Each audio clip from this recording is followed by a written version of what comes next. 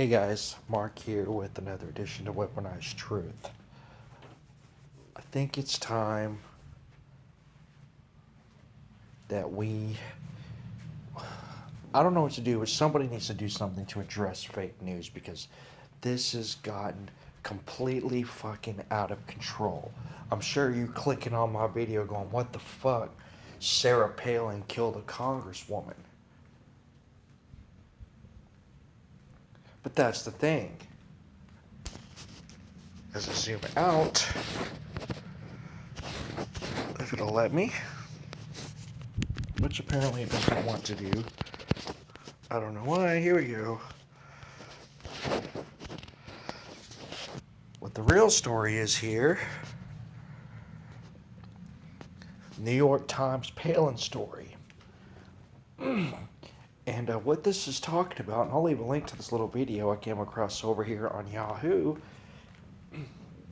is the New York Times released an article blaming the shooting of Congresswoman Gabrielle Giffords on Sarah Palin, former vice presidential candidate and Tea Party activist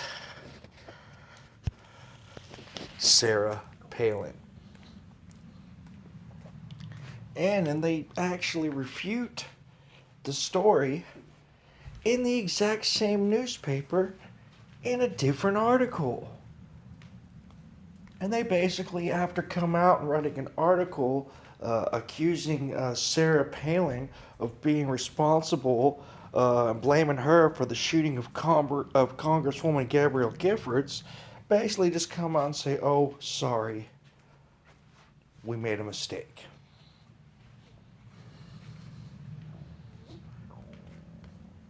I mean, it's one thing to lightly discuss conspiracy theory type stuff on YouTube videos and try to link some dots together and have some speculations about things. It's a whole different ball game when you work for the New York Times and come out and straight up accuse a former vice presidential candidate of capital murder. So this right here might be the most egregious use of fake news yet. I mean, obviously trying to use the fake news and the fake polls to win the presidency for Hillary Clinton after she stole the nomination from Bernie Sanders was pretty egregious. But can you imagine if the New York Times posted an article and straight up blamed you for the murder of a congresswoman?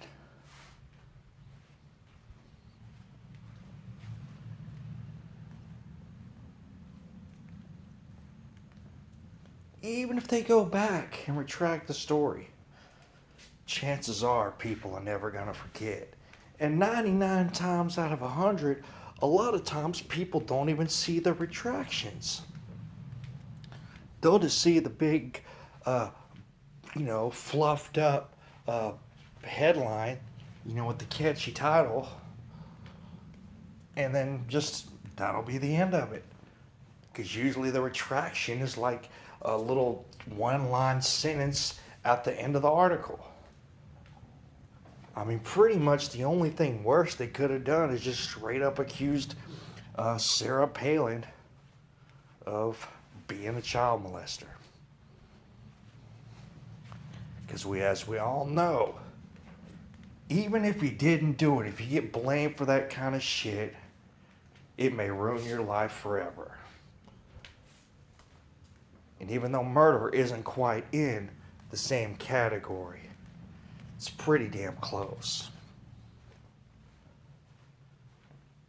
So, and I gotta sit here and ask myself sometimes, Because you hear about other countries like China and Japan or, North Korea or whatever, where they're censoring the news and they're censoring the internet, and people are only seeing what's, being controlled by the government. I mean, RT is a state-run news agency.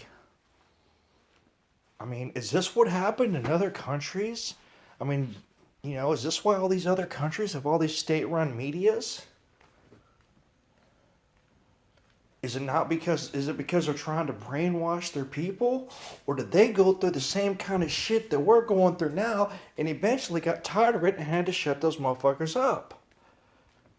Because I'm pretty sure about 60-70% of America will rejoice if CNN never came back on the air ever again. And the New York Times and the LA Times and the Washington Post and all these other people putting out these fake news are all just as culpable. Right? So, something's got to be done. But where do we draw the line? From giving complete control to the government.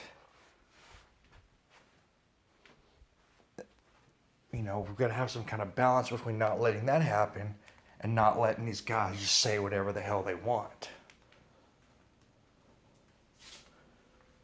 But sitting here thinking about and discussing it, maybe it's time we pass some new legislation.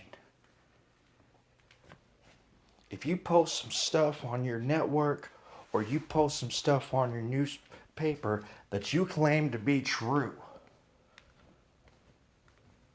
and it comes to light that it is not true, and it's like, say, trying to rig an election, or saying someone is a pedophile, or saying someone is guilty of capital murder. Maybe we should start talking about 7-figure fines and jail time. Right? Then we don't have to worry about the government taking over control of the media, but the media now has some penalties.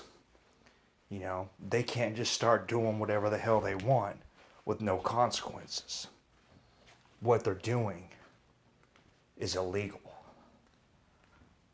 I've said for years and years and years that this smear campaign that they've had on Sarah Palin is just insane.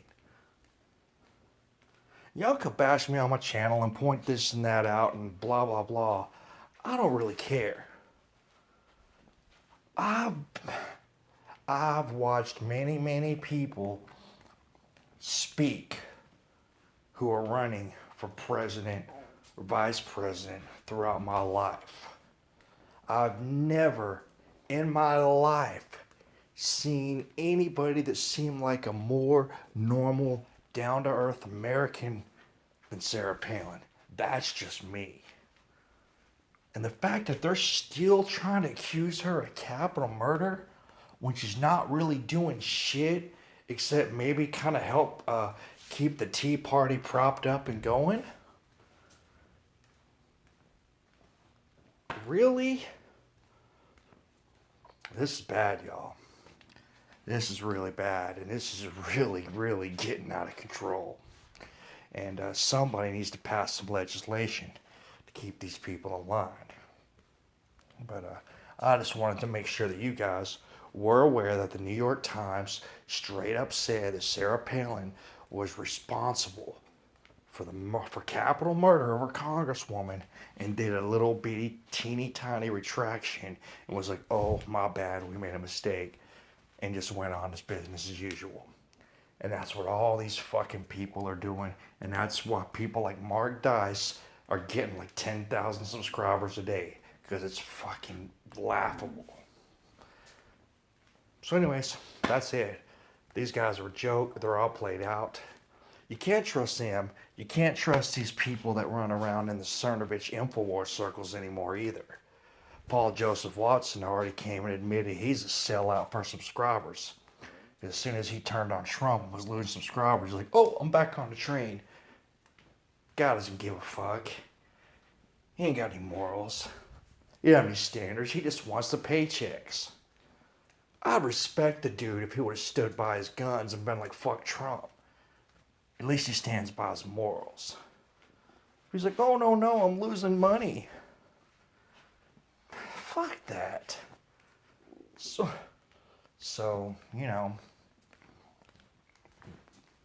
be diligent in searching for the truth. Because it's not just mainstream media. You got people from this little alt-right clique